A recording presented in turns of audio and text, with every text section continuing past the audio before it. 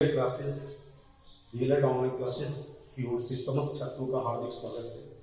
आज मैं आपको इस क्लासेस के माध्यम से इंग्लिश, जो आपका एक विषय के रूप में इंग्लिश है डीएलएड में, उसमें फर्स्ट चैप्टर सेंटेंस के बारे में आपको बताऊंगा। देखिए, सेंटेंस का सीधा सा अर्थ है वाक्य, और जिसका तात्पर्य है सेंटेंस। वाक्य, सेंटेंस मीन्स वाक्य। जब हम कोई बात या शब्द अपने मुंह से व्यक्त करते हैं तो उसका एक लीजिबल वे, उसका एक अर्थ आना चाहिए, उसे हम सेंटेंस कह सकते हैं। अगर इसको हम परिभाषा के रूप में व्यक्त करेंगे तो एक group of words that express as statement, question, command और wish is all sentence. Means तात्पर्य यह है कि हम उसे सेंटेंस कह सकते हैं, शब्दों का वो समूह जो ये एक्सप्रेस करे, अपने वक्तव्य को एक्सप्रेस करे, और कोई प्रश्न करे, कोई आदेश करे, कोई इच्छा करे, ऐसे सम्मिश्रण को, ऐसे शब्दों के समूह को हम सेंटेंस कहेंगे, वाक्य कहेंगे। अर्थात वाक्य का तात्पर्य है जब हम अपनी बात किसी के माध्यम से कहते हैं, अपनी बात किसी को कहना चाहते हैं और मेरी बात, अपनी बात उसे ठीक समझ में आए, उसे हम एक सही वाक्य को, सही वाक्य की श्रेणी या संज्ञा दे सकते हैं।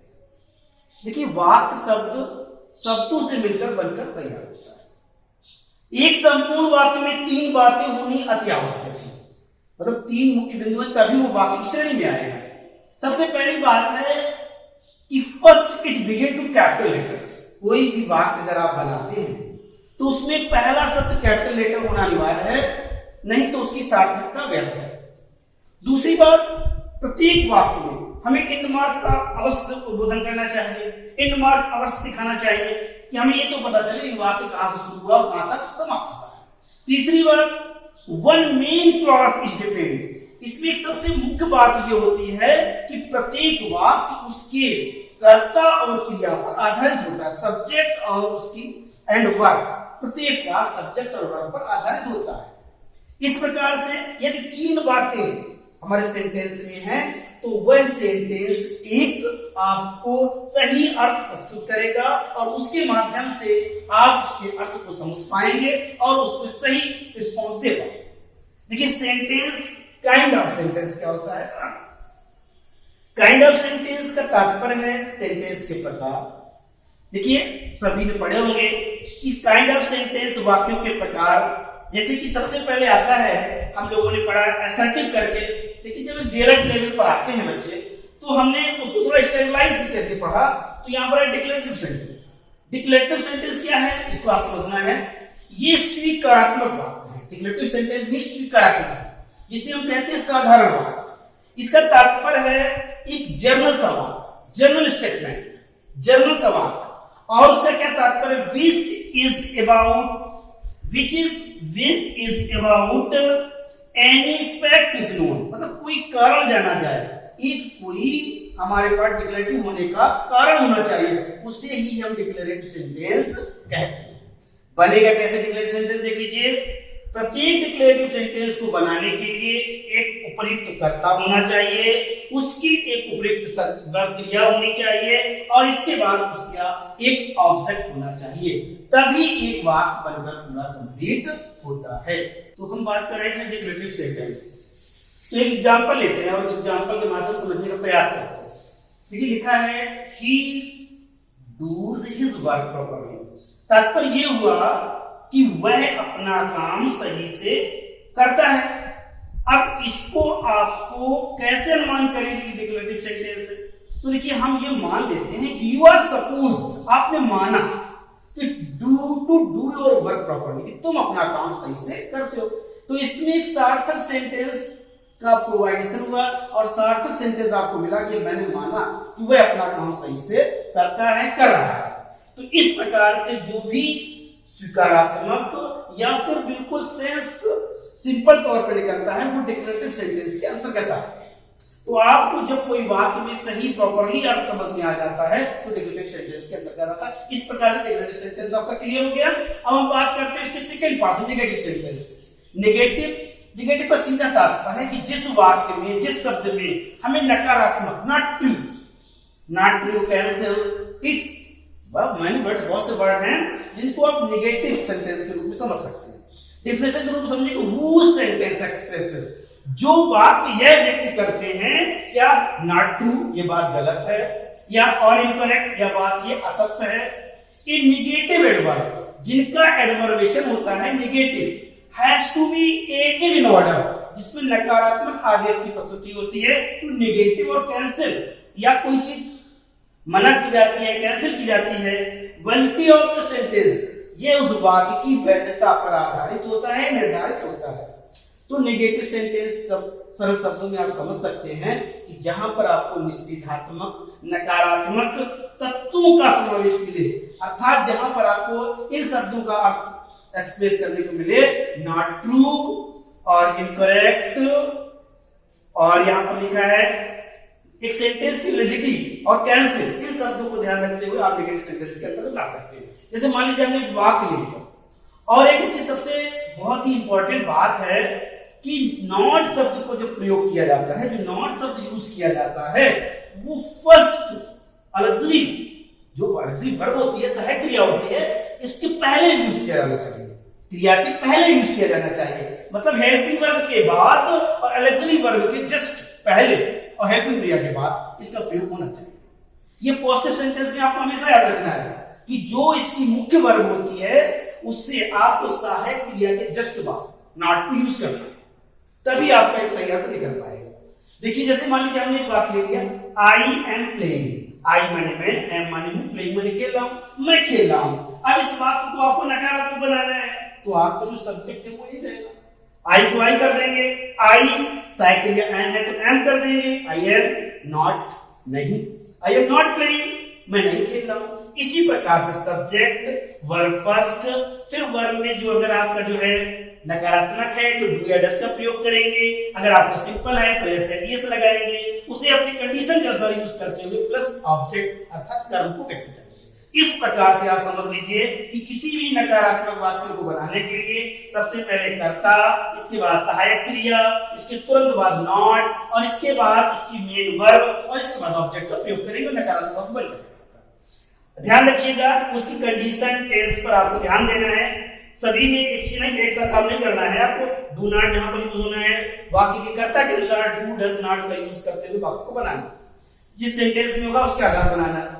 एक इसमें जो अपवाद है उसको मैं बताना चाहूंगा यहाँ पर कि ऐसे अधिकांश कंपटीशन में या एग्जाम में पूछ दिए जाते हैं। अगर कभी ऐसा वाक्य आपको मिल जाए कि आई डू नॉट हो, मुझे ऐसी आशा नहीं है कि कल आज वर्षा होगी, आई डू नॉट हो, मुझे आशा नहीं है, इट विल रेन टुडे, आज वर्षा होगी। तो अगर इट विल रेन टुडे लिखा है तो आप डू नॉट करके अगर वाक्य को बना रहे हैं तो ये बात आपका गलत है, आप इस तरह से नहीं बना सकते इस वाक्य।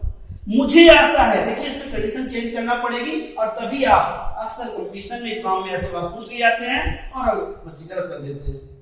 इसमें ध्यान रखना है, अगर ऐसा होप शब्द दिया, होप माने आशा है, आई होप मुझे आशा है, it will not rain today, देखिए हमने यहाँ डू डज का प्रयोग किया, ये बिल्कुल गलत है। आई होप मुझे आशा है कि it will not rain today, कि आज वर्षा नहीं होगी, इस तरह से बनाने का प्रयास करना है।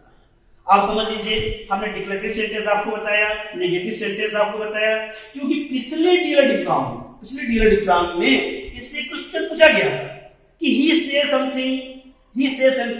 समथिंग somebody, तो उसमें बिल्कुल लोगों ने somebody को anybody कर दिया था, उसमें नंबर सबका क्रॉस हुआ था। somebody को anybody नहीं करना था, वहां पर हमें डू नॉट का यूज करते हुए वाक्य बनाना था। हमें सब्जेक्ट के अनुसार वहां पर करता और वहां पर नेगेटिव शब्द का इस्तेमाल करते हुए वाक्य बनाना था। देखिए लोगों ने दिमाग लगाया कि somebody इसलिए पूछा गया है, यहाँ पर nobody करना है, और लोगों ने nobody कर दिया, या फिर nobody करने का तात्पर्य आगे से होता है।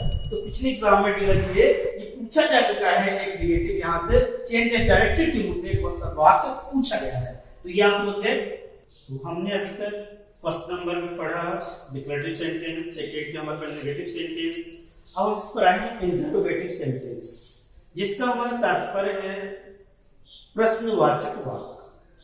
प्रश्नवाचक वाक्य दो प्रकार के होते हैं, एक आपका प्रश्नवाचक शब्द से शुरू होता है और एक आपका प्रश्नवाचक वाक्य से, मतलब सहायक क्रिया से शुरू होता है और एक में क्या शब्द होते हैं। तो हमने जो है डीएलएड के बेस पर इसमें इंटरोगेटिव को 2 पार्ट में बांटा है, एक डायरेक्ट इंटरोगेटिव और दूसरा इनडायरेक्ट इंटरोगेटिव। तो डायरेक्ट इंटरोगेटिव हमें बताता है कि सीधा प्रश्नवाचक, तात्पर्य है सीधा प्रश्नवाचक का कि जब हम किसी वाक्य को बनाते हैं, जब हम किसी वाक्य को लेते हैं और उस वाक्य में हमें क्या शब्द वाक्य के पहले मिलता है, अर्थात हमें प्रश्न यस या नो में देना होता है। हैव यू लाइक्ड इट, क्या आपने चाय पसंद की, यस या नो, उसका हमें डिस्क्रिप्शन नहीं करना होता। ऐसे वाक्यों को डायरेक्ट इंटरोगेटिव के अंतर्गत रखना होता है, जिसका उत्तर हमें यस या नो में देना होता है। तो हम उस वाक्य को बनाने के लिए हमारे पास सर्वप्रथम उस वाक्य की हेल्पिंग वर्ब, जिसे हम कहेंगे सहायक क्रिया, सबसे प्रथम उसकी सहायक क्रिया होनी चाहिए वाक्य, इसके पास सब्जेक्ट और इसके बाद वर्ब प्लस ऑब्जेक्ट और must be the question mark, और उसके बाद हमारे वाक्य का प्रश्नवाचक शब्द अनिवार्य है। बिना प्रश्नवाचक शब्द के हमारा वाक्य गलत हो जाएगा। तो इस प्रकार से डायरेक्ट इंटरोगेटिव हम इसे कहेंगे। अगर आपने कहा कि क्या आप खेल रहे हैं, are you playing, are you playing, बन गया वाक्य, हेल्पिंग वर्ब आर हो गई, यू माने आप, प्लेइंग माने खेल रहे हैं, आप खेल रहे हैं। देखिए अगर हम यहाँ पर क्वेश्चन मार्क नहीं लगाते हैं तो ये हमारा वाक्य गलत हो जाएगा, इसको हमें कोई इसमें मार्क्स नहीं मिलेंगे। तो हमारा क्वेश्चन मार्क होना अनिवार्य है। अगर हम इसी तरह से दूसरा वाक्य बना रहे थे, डू यू ईट फिश, क्या आपने मछली खाई, तो आप इसका बढ़ा चढ़ा उत्तर नहीं दे सकते। आप इसको कुछ सिर्फ आपको यस या नो में ही उत्तर देना होगा, क्योंकि ये इंटरोगेटिव का प्रश्नवाचक वाक्य, प्रश्नवाचक वाक्य है। इसमें प्रश्नवाचक शब्दों का कहीं प्रयोग नहीं किया गया। प्रश्नवाचक वाक्य का मतलब है सिर्फ यस या नो में उत्तर देना। आपको पूछा गया कि आपने मछली खाई, आप ये नहीं कह सकते मैं बनारस गया या मैं कानपुर गया, आप ये कहेंगे मछली खाई या मछली नहीं खाई।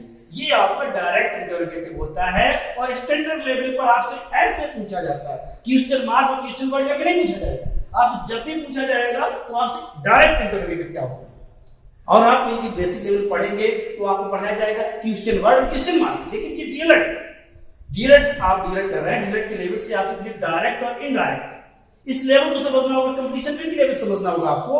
तो इस प्रकार इस लेवल में आपके पास आता है कि आपका जो क्वेश्चन मार्क वाला काम है वो इस तरह से वाक्य बनाना है, और जो क्वेश्चन वर्ड का काम होता है व्हाट, व्हेन, हाउ, जो व्हाट डब्ल्यू से स्टार्ट होने वाले शब्द हैं, इन पे आपको जो है वो आपके वाक्य जो है शब्द के साहित्य से सब्जेक्ट के बाद आ जाएंगे। अब देखते हैं इंटरोगेटिव क्या है, what is the interrogative, I want to tell you. आपको बताना चाहेंगे कि इनडायरेक्ट इंटरोगेटिव क्या है। इनडायरेक्ट इंटरोगेटिव का मतलब है कि प्रश्नवाचक शब्दों का बीच में होना। देखिए हमने किसी वाक्य को बनाया, तो किसी वाक्य को बनाया सबसे पहले उसका कर्ता ढूंढ।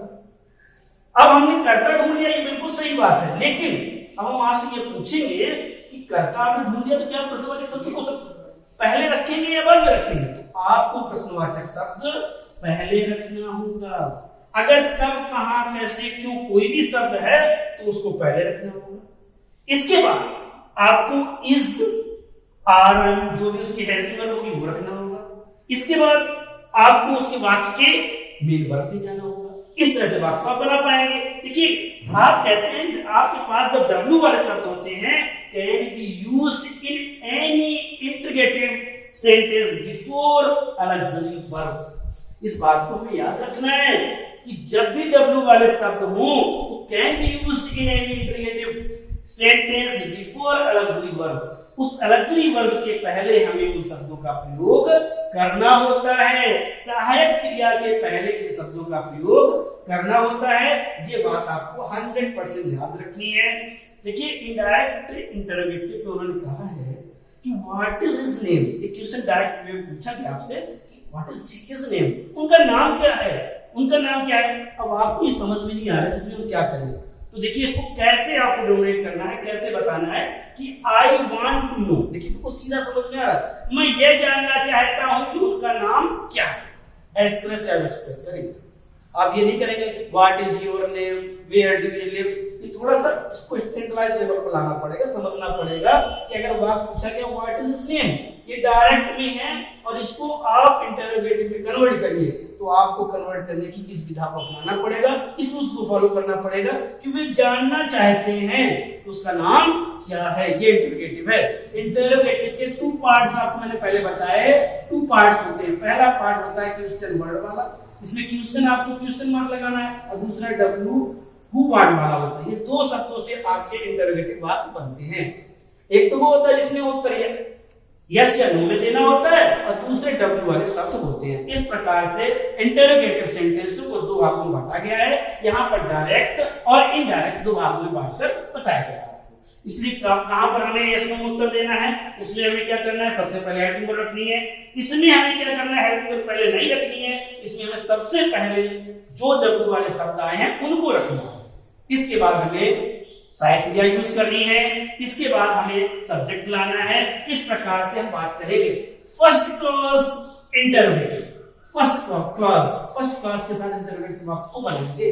ये बहुत ही इंपॉर्टेंट है, वेरी इंपॉर्टेंट है कंपटीशन की वजह से भी इस बात को ध्यान रखना है कि अगर ऐसा वाक्य पूछा जाए कि आप इसको डायरेक्ट वे में है ये और इनडायरेक्ट वे में इसको इंटरोगेटिव कैसे बनाएंगे, very most important. I want to know what is his name, उसका नाम क्या है, ये मैं जानना चाहता हूँ। बात ये समझने की है, अगर कोई आपसे पूछे व्हाट इज हिज नेम, उसका नाम क्या है, तो उसकी अंदर की बात तो यही हुई कि वो ये जानना चाहता है उसका नाम क्या है, वो जानना चाहता है उसका नाम क्या है।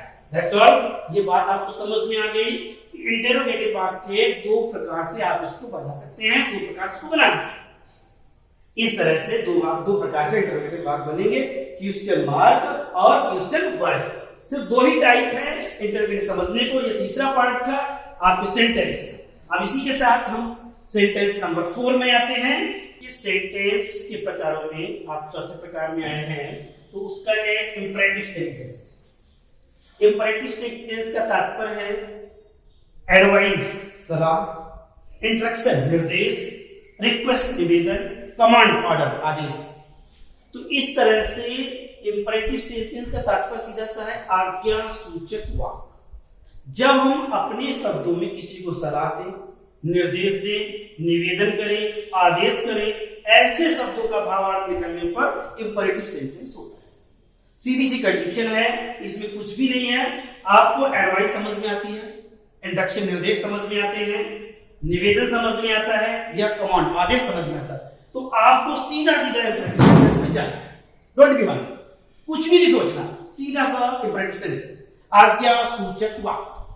देखिए इसमें सबसे पहली बात क्या है कि क्रिया पहले आएगी, क्रिया पहले आएगी, इसके तुरंत बाद कर्म आएगा, और कर्म के बाद जो भी आप कॉम्प्लीमेंट है, जो भी आपकी मेन बात है, कॉम्प्लीमेंट है, उसको आपको एक्सप्रेस करना पड़ेगा। सिंपल सबसे पहले वर्ब को लाना है, ऑब्जेक्ट को लाना है, कॉम्प्लीमेंट को यूज करना है। ऐसा बात जैसे कि मान लीजिए आपने कहा कि गरीबों की मदद करो, तो गरीबों की मदद करो, मदद क्रिया हो रही है। क्या किया जा रहा है, मदद की जा रही है। तो जब मदद की जा रही है क्रिया, क्रिया पहले आ गई। जस्ट अभी आप देख रहे थे, क्रिया पहले आ गई। किसकी करो, गरीबों की, गरीबों की, यही आपका जो है ऑब्जेक्ट कॉम्प्लीमेंट है। गरीबों की मदद करो, यही आपका कॉम्प्लीमेंट है। वहीं मैंने दूसरा बात रखा, pour me glass of water। अरे मेरे ग्लास में ग्लास में पानी डालो, pour me glass of water, एक ग्लास पानी दे दो, एक ग्लास पानी डाल दो, दे दो।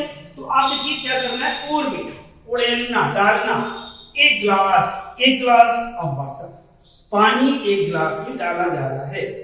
से वही वर्ब को पहले यूज किया गया है। जो क्रिया क्या हो रही है, डालने वाली क्रिया हो रही है ना, पानी को डालने वाली। तो सबसे पहले वर्ब को लाए हम, ऑब्जेक्ट लाए, और इसके बाद हमने आपको कॉम्प्लीमेंट यूज कर दिया, आपको बना दिया। pour me glass of water, एक ग्लास पानी डालना, उसके लिए सीधा सही आप देख लीजिए। दूसरे शब्दों में हम ये कहते हैं, ये तो आपका इस तरह से हो गया।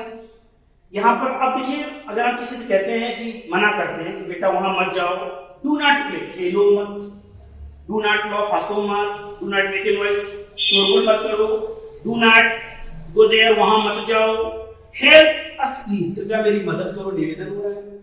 आपको ये सब याद रखना है कि एडवाइस, इंस्ट्रक्शन, रिक्वेस्ट, कमांड आदेश हो रहा है। अब यहाँ पर डू नॉट प्ले, यहाँ पर आप उसमें समझ में आ रहा है कमांड का इस्तेमाल, कि मतलब आपके लिए मत, आदेश टाइप का हो रहा है। हेल्प अस प्लीज, सीधा समझ में आ रहा है, निवेदन हो रहा है, कृपया मेरी मदद करो। तो देखिए इस प्रकार से आप बात को समझ रहे हैं। इंस्ट्रक्शन भी आपको समझ में आ गया। इंस्ट्रक्शन भी यहाँ पर देखिए इंडक्शन को इसमें यूज कर सकते हैं, निवेदन को इसमें यूज कर सकते हैं। इस तरह से आप जो है पूरे वाक्यों को चार जो हमने दिया है वो चारों को इस्तेमाल कर सकते हैं। देखिए और एक सबसे इंपॉर्टेंट बात है कि इन वाक्यों को बनाने के लिए फॉर मेकिंग एन इंपरेटिव बनाने के लिए सो एम्पैथिक, आप एम्पैथिक का प्रयोग कर सकते हैं। We used before main verb, लेकिन कब करेंगे? मुख्य क्रिया के पहले। एम्पैथिक प्रयोग कर सकते हैं मुख्य क्रिया के पहले। जैसे डू ड्राइव, डू ड्राइव मतलब डू ड्राइव, गाड़ी चलाने जाओ, डू ड्राइव, ड्राइव पर जाओ, गाड़ी चलाने जाओ, ड्राइव पर जाओ, लिखा डू रन फास्ट, तेज दौड़ो, ये एम्पैथिक कर सकते हैं। बहुत स्टैंडर्डाइज है, आपको समझना होगा। अब लोग अगर इस तरह से वाक्य आते हैं लोग कंफ्यूजन में हो जाते हैं, इसे इंपरेटिव कैसे लगाएं, प्रश्नवाचक क्यों दौड़ते हैं? लेकिन नहीं, प्रश्नवाचक को दौड़ नहीं दौड़ना, आपको इसमें पूरा दिमाग लगाना है कि डू ड्राइव यहाँ पर हमें से आदेश किया जा रहा है, तो इंस्ट्रक्शन दिया जा रहा है कि आपको ड्राइव पर जाना है, डू रन फास्ट, तेज दौड़ो। इस तरह से ये आपका इंपरेटिव सेंटेंस के अंतर्गत बहुत ही सिंपल और विजुअली आप उसको समझने में आसानी से आप इसको कर सकते हैं। जब भी आपसे क्वेश्चन पूछा जाएगा तो इस वाक्य को इस तरह से आप समझ सकते हैं। आपको ध्यान रखना है कि हमें एडवाइस, इंस्ट्रक्शन, रिक्वेस्ट और कमांड, इन चार शब्दों को दिमाग में रखेंगे, कभी भी आपका इंपरेटिव सेंटेंस गलत नहीं होगा, ये श्योर है। एक्सक्लेमेटरी सेंटेंस, देखिए एक्सक्लेमेटरी सेंटेंस आपको समझना है कि जहां पर विस्मय अर्थात आश्चर्य की अनुभूति होती है, वहां पर एक्सक्लेमेटरी सेंटेंस होता है। इसका सबसे प्रमुख कार्य है इसका चिन्ह, एक्सक्लेमेटरी का निशान, विस्मय का निशान, इसका मेन इंपॉर्टेंट रोल है वाक्य में। तो आपको सबसे पहले हर हाल में वाक्य अगर एक्सक्लेमेटरी है उसमें जरूर लगा होगा। एक अपवाद हम आपको लास्ट में बताएंगे, जैसे कि एक्सक्लेमेटरी क्या चीज है, हम इंग्लिश में इसको समझेंगे, which expresses some strong feelings, मतलब मजबूत भावनाएं, इमोशन, भावनाएं, इमोशनल, सच सारो, आंतरिक कष्ट होना, एकदम खुशी होना, आश्चर्य में पड़ना, आश्चर्यचकित होना, कंटेम्प्ट, जब हम किसी चीज को देखकर एकदम प्रभावित होते, एकदम भावित होते, एकदम आश्चर्य पड़ जाते, एकदम कष्ट में हो जाते हैं, या कोई प्रबल इच्छा के साथ किसी बात को कहते हैं, ये सभी बातें प्रबल इच्छा के साथ भी तो कोई बात आप करते हैं तो भी एक्सक्लेमेटरी सेंटेंस के अंतर्गत ही है। जैसे कि आप एक्सक्लेमेटरी सेंटेंस को इस तरह समझ सकते हैं कि आप मान लीजिए कोई शब्द वर्ड्स में बताता हूं, अगर आपको एक्सक्लेमेटरी सेंटेंस वर्ड से मिलता है तो शब्द वर्ड्स होगा, ए या एन अवश्य होगा, पार्टिकल्स अवश्य होगा, एडजेक्टिव होगा, सिंगुलर्स मतलब काउंटेबल नाउन में सिंगुलर होगा, प्लूरल नहीं होगा, सिंगुलर होगा। ये एक आपको फैक्ट है कि इस टाइप से हो सकता है, इस टाइप हो सकता है। लेकिन जैसे कि आप किसी ने आपने कहा किसी से, अरे भाई कितना अच्छा खाना है, अब आप पूछे मुझसे कि इसमें विस्मय की क्या बात है, कोई विस्मय की बात नहीं, लेकिन उसको कहने का एक्सप्रेशन देखिए। जब मैं बोलता हूँ अरे वाह कितना स्वादिष्ट खाना है, आश्चर्य, मतलब इसमें हमें विस्मय हुआ, अरे भाई दूसरा जब सुनता है व्हाट इज टेस्टी फूड, कितना स्वादिष्ट भोजन है, तो यहाँ पर हम तुरंत अपने आप को विस्मयाद में ले आते हैं। एक्सक्लेमेटरी सेंटेंस के अंतर्गत इस वाक्य को रखना पड़ेगा। हम कहते हैं मूवी को देखते हैं, मूवी देख के जैसे ही निकलते हैं बाहर कहते हैं अरे वाह मजा आ गया, क्या फिल्म थी, बड़े फिल्म, क्या फिल्म थी, तो उसमें आप समझ लीजिएगा कि एक्सक्लेमेटरी सेंटेंस है। लेकिन अगर आप उसको थोड़ा सा भी कंफ्यूजन करते हैं तो फिर आप भ्रमित हो जाएंगे, क्योंकि आपको व्यक्ति के कहने के एक्सप्रेशन पर ध्यान देना होगा। उसने कहा व्हाट इज फिल्म, क्या फिल्म थी, मजा आ गया यार, फिल्म क्या थी। तो वैसे आप जब इस तरह से व्यक्ति की भावनाएं एक्सप्रेशन से ही हमें ये पता चलता है कि वाक्य किस क्रिया में जा रहा है, किस सेंटेंस में जा रहा है, ये एक्सक्लेमेटरी में विस्मय में वाक्य जा रहा है। जब मान लीजिए आपने किसी लड़की को देखा, कोई लड़की आप क्लास में पढ़ रहे हैं, अब कोई लड़की जो है टीचर से पूछता है, जब टीचर कुछ पूछता है उससे और लड़की प्रश्न से पहले उत्तर तैयार रखती है, तो आप कभी कभी धोखे में बोल जाते हैं यार कितनी इंटेलिजेंट है, तो क्या हुआ, विस्मय होता है, व्हाट इंटेलिजेंट, कितनी होशियार लड़की है। भाई होता है ना, आप तो समझ रहे होंगे कि आप भी मतलब दिल आपका चाहता नहीं है कहते होशियार, होशियार तो अपने कहना चाहता है, लेकिन आप फिर भी मुंह अंदर से आत्मा से आवाज निकलती है अरे कितनी होशियार लड़की है। तो ये हुआ व्हाट इंटेलिजेंट, कितनी होशियार लड़की है। आप कहीं बाग है, किसी की बागवानी देखते किसी घर की, आप बोलते व्हाट गार्डन्स, क्या बाग है, व्हाट गार्डन्स, क्या बाग है, आप समझ लीजिए व्हाट गार्डन्स आपने बोल दिया, बस ये यहाँ पर प्रश्नवाचक नहीं है, ये आपका विस्मय सूचक एक्सक्लेमेटरी वाक्य है। और देखिए ये आपका रॉन्ग पॉइंट है, अगर आपने यहाँ पर ये निशान नहीं लगाया है तो आप यहाँ पर जा रहे हैं, ये आपको नंबर नहीं मिलेगा। देखिए व्हाट गार्डन्स, क्या बगीचा है, एक्सक्लेमेटरी सेंटेंस प्रेजेंट करता है और ये आपका हथियार है, ये ब्रह्मास्त्र है।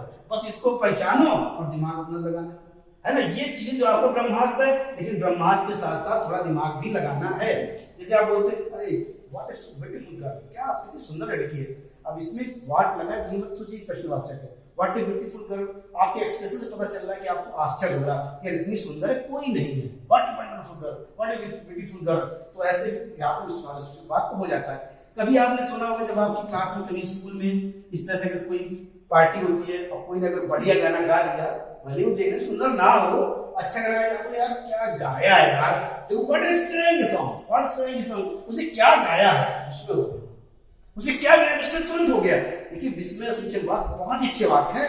इनको ये जितने भी वाक्य मैंने दिए हैं, इन वाक्यों को आप एक बार दिमाग में रखेंगे और इसमें कहीं भी इसको एक्सप्रेस करेंगे, आपको आपके शब्दों का सम्मान मिलेगा। ये देखिए आप उससे समझ में आ रहा है, मैंने बिल्कुल छठे नियम को रिफ्लेक्शन किया है, आप समझ में आ रहा होगा what is saying he song, what is song, उसने क्या गाना गाया यार, देखो इस विस्मय हो गया ना। इसी तरह से अगर हाउ का मैं वाक्य बताना चाहता हूं, आप बोलते हैं हाउ ब्यूटीफुल, तो नॉर्मल सभी पता है हाउ ब्यूटीफुल कितनी सुंदर है ना, हाउ नाइस कितनी प्यारी, कितनी सुंदर कितनी प्यारी है ना। आप बोलते हैं how nice the dress is, यार उसकी ड्रेस कितनी सुंदर है। सब विस्मय हो रहा है, समझ मैंने सब ऐसे बनाया ताकि आपके दिमाग में घुस जाए और समझ में।